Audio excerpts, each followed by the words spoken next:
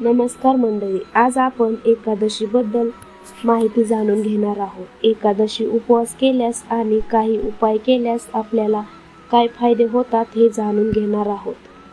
चला तर मग व्हिडिओ सुरू करण्याआधी चॅनलवर नवीन असाल तर चॅनल सबस्क्राइब करा आणि बेल आयकॉन ऑन करा। चला तर मग व्हिडिओला सुरुवात करूयात। हिंदू धर्मात पापमोचनी एकादशीचे व्रत पापांपासून मुक्त करणारे मानले जाते। हे व्रत केल्याने मोक्ष देखील मिळतो। पापमोचनी एकादशीच्या दिवशी उपवास करण्यासोबतच भगवान विष्णूचीही पूजा केली जाते। या दिवशी तुळशीशी संबंधित काही विशेष उपाय देखील केले जातात। हिंदू धर्मामध्ये प्रत्येक सण उत्साहात साजरा केला जातो। हिंदू धर्मात एकादशी तिथीला खूप विशेष मानले जाते।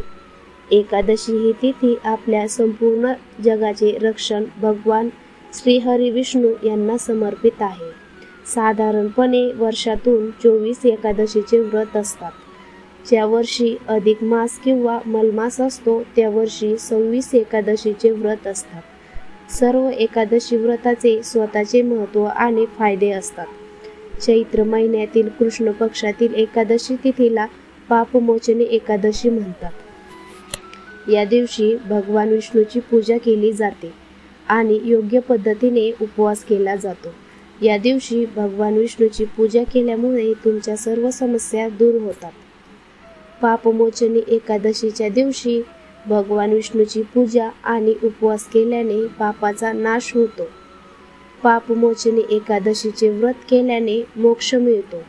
आयुष्यात नेहमी आनंद आणि समृद्धी असते। या दिवशी भगवान विष्णूची पूजा आणि उपवास केल्याने सर्व इच्छा पूर्ण होतात।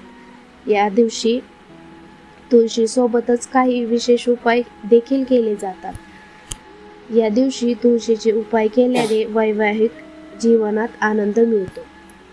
हिंदू कॅलेंडरनुसार चैत्र महिन्यातील कृष्ण पक्षातील एकादशी तारीख 25 मार्च रोजी पहाटे 5:05 सुरू होत आहे आणि दुसऱ्या दिवशी म्हणजेच 26 मार्च रोजी पहाटे 3:45 संपेल।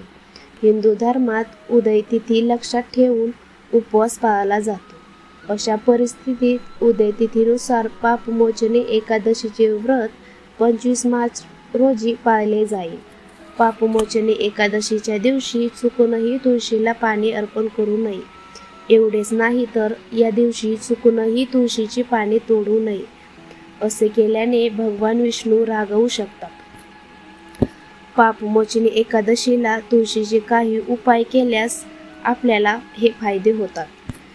हिंदू धार्मिक ग्रंथांमध्ये असे म्हटले जाते की तुळशी ही देवी लक्ष्मीचे रूप आहे। तुळशीमध्येही माता लक्ष्मीचा वास असतो। म्हणूनच पापमोचनी एकादशीच्या दिवशी तुळशी मातेची पूजा करावी, त्यांच्यासमोर दिवा लावावा। असे केल्याने भगवान विष्णू आणि देवी लक्ष्मीचा आशीर्वाद मिळतो। पापमोचनी एकादशीच्या दिवशी तुळशीच्या रोपाला पवित्र धागा बांधून सुखी वैवाहिक जीवनासाठी प्रार्थना करावी। असे केल्याने वैवाहिक जीवन आनंदी राहते। एकादशीच्या दिवशी तुळशी मातेला लग्नाच्या वस्तू आणि लाल चुनरी अर्पण करावी। असे केल्याने वैवाहिक जीवनात प्रेम टिकून राहते। अशी होती पापमोचनी एकादशी बद्दल माहिती। व्हिडिओ आवडला असेल तर चॅनलला लाईक करा, सबस्क्राइब करा। धन्यवाद।